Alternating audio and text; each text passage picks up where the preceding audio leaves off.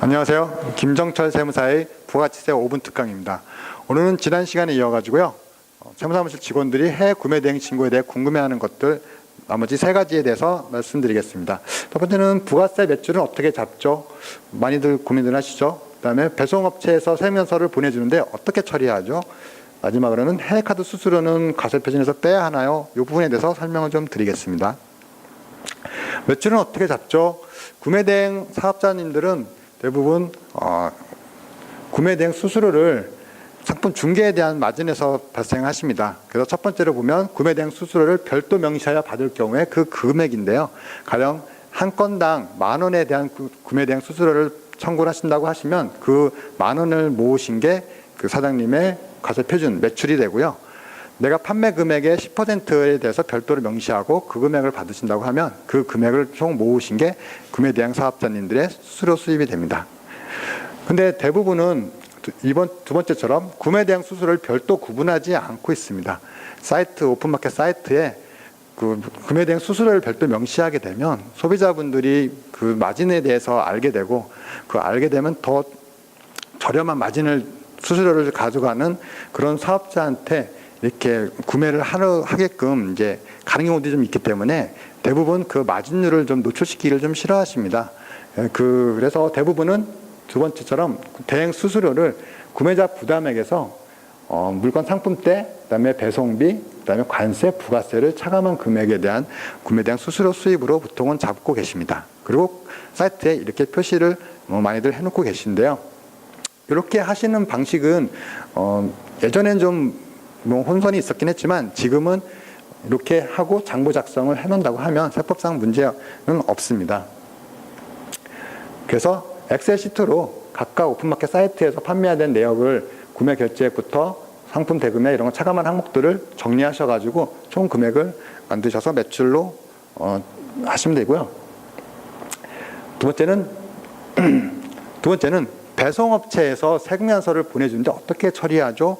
라는 부분입니다. 배송업체는 보통 이제 배대지라 그러죠. 배송을 대행해주는 장소를 말하는데요. 보통 이제 배대지는 배송업체를 통상적으로 이제 사용하는 말들이고요. 보통은 구매 대행은 순수 구매 대행 수수료만 과표 신고함으로 배송업체 세금연서는 매입세액 공제가 사실은 되지가 않습니다.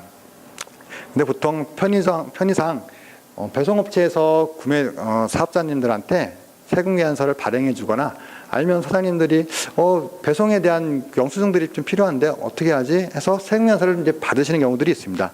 예전에는 이제 10% 더 주고 받거나 지금도 그럴 수도 있는데요. 요즘은 주로 이제 영세후 세금계산서를 좀 많이들 발행을 해줍니다. 그런데 이 영세후 세금계산서를 내 사업자 명의로 받았다고 하더라도 그것은 사장님의 그 경비는 아니시고요.